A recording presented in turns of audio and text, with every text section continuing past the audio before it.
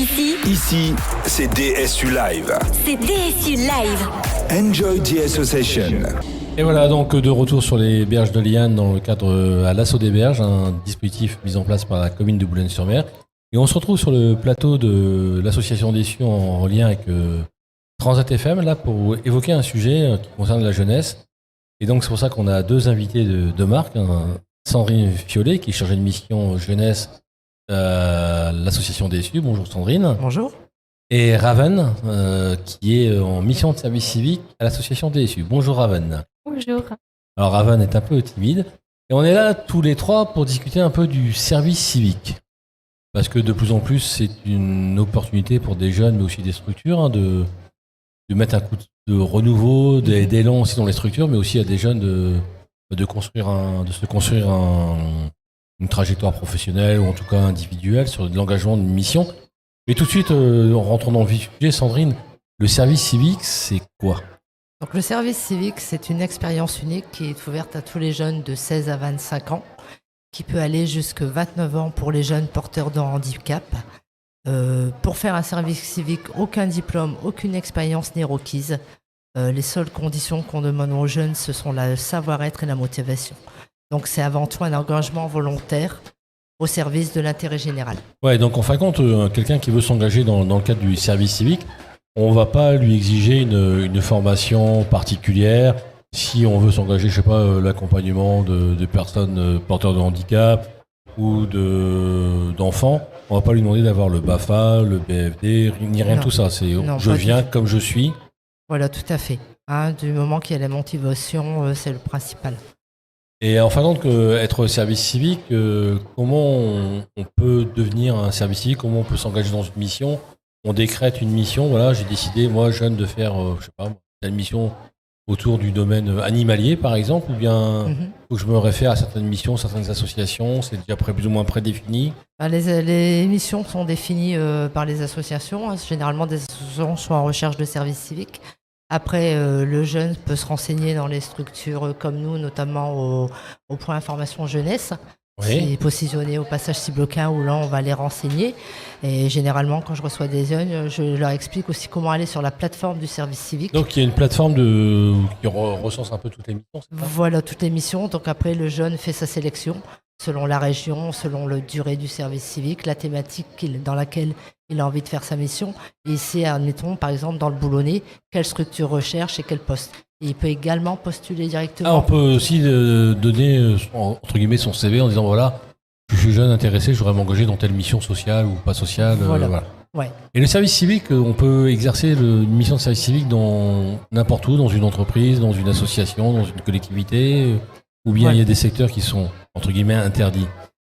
Généralement, les services civiques, c'est quand même assez étendu. Ça peut être une association, une fondation, une collectivité, auprès des services de l'État et auprès des bailleurs sociaux. Oui, c'est qu'en fin de compte, tout ce qui est le secteur marchand est exclu du service civique. Voilà, je tiens un commerce et j'ai envie de la manœuvre moins chère, je ne peux pas. Non, parce que le service civique, si je dis que c'est un salarié, je vais me faire disputer. Tout à fait.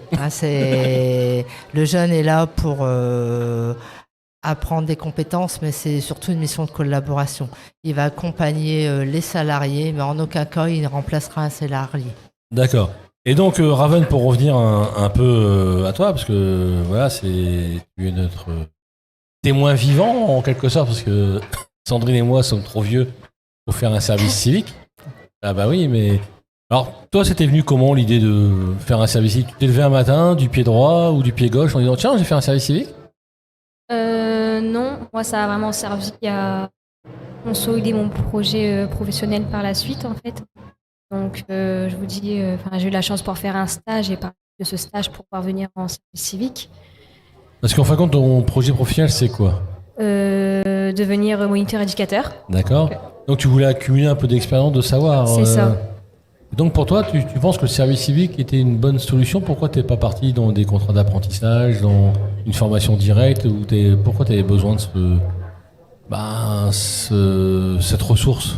Moi, je vois surtout aussi comme un peu une sécurité, mine de rien, parce que j'avais passé mes concours que j'ai ratés. Et on y va toujours une fois pour voir, une fois pour l'avoir. Et du coup, je voulais pas être dans le flou, donc je me suis redirigée du coup vers le service civique. D'accord. Et- Bon, après, ce sera bénéfique pour la formation. Bah, c'est bénéfique du coup, mine de rien aussi. Et j'ai réussi à repasser d'autres concours et à les avoir. Et c'est une sécurité en fait. Ça m'a permis d'apprendre plein d'autres choses et tout pour. Parce que là, Sandrine disait tout à l'heure, c'est des savoir-être, des savoir-faire. On apprend aussi, on grandit en quelque sorte. Hein. C'est ça, grandir ta personnalité. Et t'as acquis de nouvelles compétences au service depuis que tu fais ton service civique, ou bien bon, ça n'a pas changé. T'as appris de nouvelles choses, des savoir-être. Parce que Sandrine parlait de savoir-faire, mais des savoir-être aussi. Ah oui, bah oui, forcément que j'ai Ah, appris mais de je sais nouvelles pas choses, hein. forcément. Ça m'a permis de travailler aussi un peu la patience. Je suis une personne de base qui est très têtue, qui en fait un peu qu'à ma tête. Ça m'a permis de me recadrer un petit peu. Ouais. Ouais, et j'en passe, hein. Il y a beaucoup de choses que j'ai apprises, même sur le travailleur social en soi et tout. Donc ça a clarifié tes idées. En tout Ah cas, ouais, c'était je sais. bénéfique. Et ça, Sandrine, tu le rencontres souvent chez des jeunes, ce côté un peu bénéfique de recadrer le service civique. Enfin, des gens qui arrivent un peu têtus, je sais tout, j'ai tout faire, ou des gens très introvertis, très timides, et j'ose pas, et tout d'un coup qui explosent un peu. Oui, ça arrive parce que en fait, les jeunes, souvent, les jeunes qui sont en service civique, à savoir que le service civique est ouvert à tous, hein, que ce soit des jeunes scolarisés, des Ah, on peut faire non son service scolarisés. civique tout en étant Oui, scolarisé. on peut être scolarisé, même salarié, dans la mesure où on arrive à effectuer ces 24 heures hebdomadaires, il n'y a aucun souci. Ah, c'est bon à savoir, donc Voilà. on peut être... Mais bien souvent, on a des jeunes qui sont en décrochage au scolaire ou comme le disait Raven, qui ont loupé leur examen, mais ça peut être à une période intermédiaire où ils se recadrent, ça leur permet de les réorienter également. Oui, peut-être c'était une erreur d'orientation. Voilà. Et puis, le fait d'être avec du public, hein, notamment là dans le social, Raven s'est retrouvé face à du public. Donc, faut savoir canaliser ses émotions, savoir gérer. Ça permet de. Et puis, je pense aussi de travailler en équipe. Oui, tout à fait. Travailler avec des collègues et pas être tout seul. Voilà. Et justement, le DSU propose d'accompagner les services civiques. Hein. On parle même d'intermédiation, mais c'est quoi l'intermédiation? L'intermédiation, c'est-à-dire que le DSU a des services civiques au sein propre de sa structure, mais accompagne aussi d'autres associations, d'autres collectivités dans le Boulonnais qui souhaitent prendre des services civiques. Ah oui, des gens qui n'auraient pas d'agrément ou qui ne voudraient pas s'embêter Voilà. avec la partie administrative. Voilà, c'est ça. Donc, on se charge de la partie administrative. Et après, les jeunes ont un tuteur au sein de la structure même.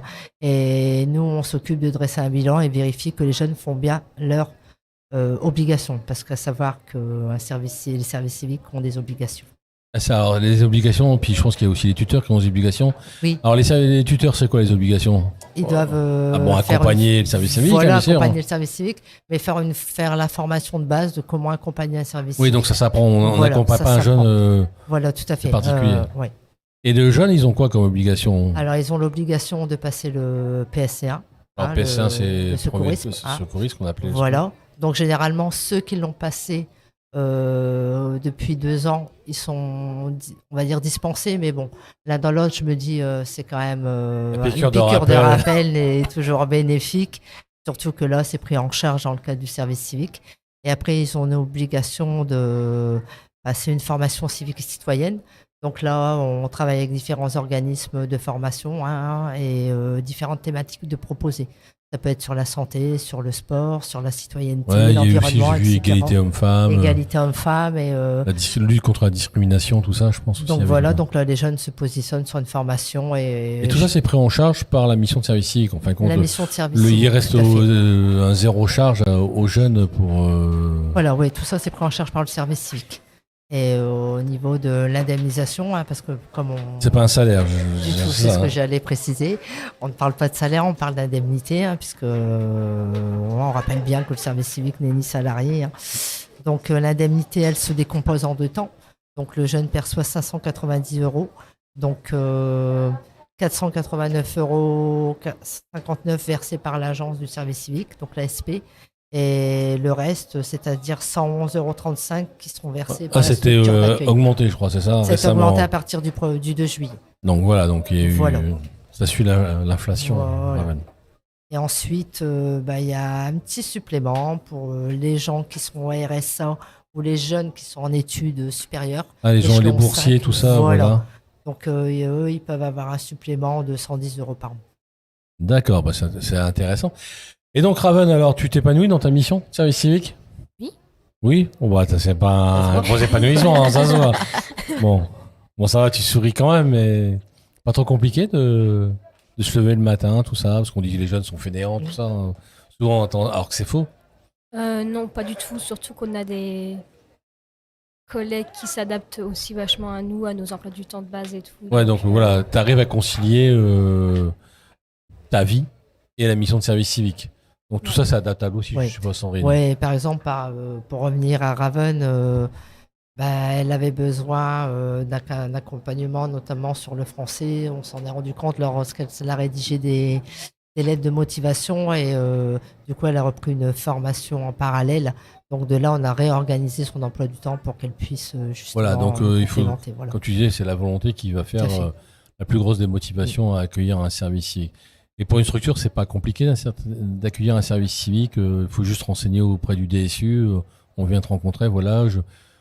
J'ai une mission à faire, ou bien il faut qu'il se cale déjà une mission existante, ou bien vous pouvez créer une mission, bien sûr, pour que ça rentre dans le cahier des charges, je sais pas. Voilà, après, voilà, il y a des missions de proposer, donc les jeunes soit s'adaptent à la mission, mais après, on peut aussi proposer des missions, et après, il faut l'aval.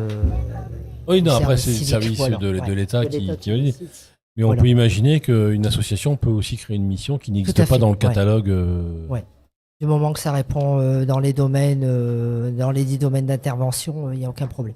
D'accord. Donc il y a un large choix. Et donc si on veut après des informations, je sais pas s'il y a encore des choses à dire, Sandrine, sur le service civique. Et Sur tout- le service civique, après, le jeune en service civique a des droits. Hein, donc, on a parlé notamment de l'indemnité. Ensuite, il a différents droits. Par exemple, l'assurance maladie, il est couvert par la sécurité sociale. Au niveau de la mutuelle, ça reste à sa charge. La retraite, à savoir qu'un jeune qui est en service civique, 3 mois de service effectué correspond à un trimestre de retraite. Donc déjà, Raven, 19 ans, prépare sa retraite. Voilà, donc c'est bon. Et ensuite, au niveau des impôts, c'est pas imposable. C'est aussi bon parce que des fois, les jeunes vont. Oui, est-ce que ça rentre Voilà. aussi dans l'imposition des parents? C'est ça aussi, on peut imaginer. Donc c'est Ouais, pas donc imposable. non, c'est pas imposable du tout. Ah, c'est D'accord. considéré. Puis après, de toute façon, s'il y a des soucis sur la santé, il y a Voilà. des accompagnements possibles. Tout à fait. Je sais qu'il y a Laetitia Legris qu'on recevra tout à l'heure, qui peut aussi accompagner. Voilà. Ça va être bien. Et Non. Raven, si tu es en 3 mots, définir ce que ça t'apporte le service civique. Compétences, expérience. Troisième mot, Plus dur le troisième. Hein. collaboration. Collaboration, travail en équipe. D'accord. Ah, c'est pas mal, C'est pas mal, hein. compétences, expérience, collaboration. Et toi, Sandrine, si tu devais définir ce que c'est que le service civique en 3 mots, tu dirais quoi? Ah, t'as pas le droit de copier sur Raven. Ah ouais, voilà, je suis bien, tiens. Désolée. Je dirais l'engagement. C'est important que les jeunes s'engagent? Ouais, c'est important. C'est vrai que. Et bien souvent, les jeunes après un service civique restent ou viennent nous voir lorsqu'il Reste y a proche des- de la structure, voilà, quand même. de la structure où Il y a quelque chose qui s'est créé, ouais, il y a une un alchimie lien qui a qui s'est marché. et ça montre que il n'y a pas que le travail. Ouais, il y avait proprement autre dit, chose quoi. qui Il y a s'est autre passé à ce chose. moment-là. Après, je vais dire comme Ravel, la collaboration, parce que quelque part, on travaille avec eux et on leur Et ça montre apporte quelque que- chose de plus à une structure, un jeune? Oui, ça apporte quelque chose de plus. Hein, des fois, ils ont des. Parce que je veux dire, ça va pas que dans un sens. Hein. L'apport est toujours. À tout âge, comme je dis, à tout âge, on apprend. Et, Ah, le principe de l'éducation populaire, voilà, donc c'est sûr. je pense qu'à ce niveau-là. Et Ouais. puis en dernier, je dirais la bienveillance. La bienveillance, Voilà. voilà. Ils sont bienveillants avec toi, Raven? C'est sûr? Oui. Bon, c'est bien. Je vous remercie. Merci Raven, merci Sandrine. Donc, plus de Voilà. renseignements si vous voulez sur le service civique. Il y a le point formation jeunesse qui est au 11-13 passage Chiblequin. Vous serez accueillis avec un café, même. Avec bienveillance. j'en suis sûr. Bienveillance, avec le sourire, soit même peut-être aussi Raven qui sera là aussi. Il y a la formation jeunesse, il y a aussi à la maison des associations, on pourra aussi réaiguiller vers les bonnes personnes si le besoin se fait sortir. Donc aussi bien les jeunes que les associations qui souhaiteraient soit s'engager dans une mission de service civique ou s'engager dans un agrément pour avoir leur propre agrément. Là aussi, la maison des assos, Sandrine et Delphine, sur un point de vue plus administratif, peut accompagner la mise en place de ces missions. Merci à toutes les deux. Merci. D'avoir pris du temps. d'avoir vaincu Raven ta civilité. Parce que voilà, c'est bien, parce que tu t'es pris un peu des beautés, hein, t'étais pas prévu. Ah non. Non, mais ça fait du bien, c'est ça aussi. Merci bien. Et Merci beaucoup. voilà, n'hésitez pas, Et vous puis êtes on vous attend. sur les berges de Liane face au BCK. Sandrine et Raven sont là, donc vous pouvez même vous entretenir avec Raven si vous voulez avoir des précisions. Il y a aussi Camille qui est là, qui est une autre service civique. Voilà, et puis aussi à la technique Hubert qui était un service civique et qui gère toute la partie technique. Donc voilà, donc la jeunesse a des compétences. Allez, arrêtons de dire que les jeunes ne savent rien faire. Ils ont des compétences, il faut juste leur Mettre permettre en de avant. les exercer et leur faire confiance. Tout à fait. Voilà. Moi, je dirais, le service civique, c'est la jeunesse et leur faire confiance. En des mots, voilà. Merci bien à Merci. vous deux. Au À tout revoir. à l'heure. Au revoir. Ici, c'est DSU Live. C'est DSU Live. Enjoy the association.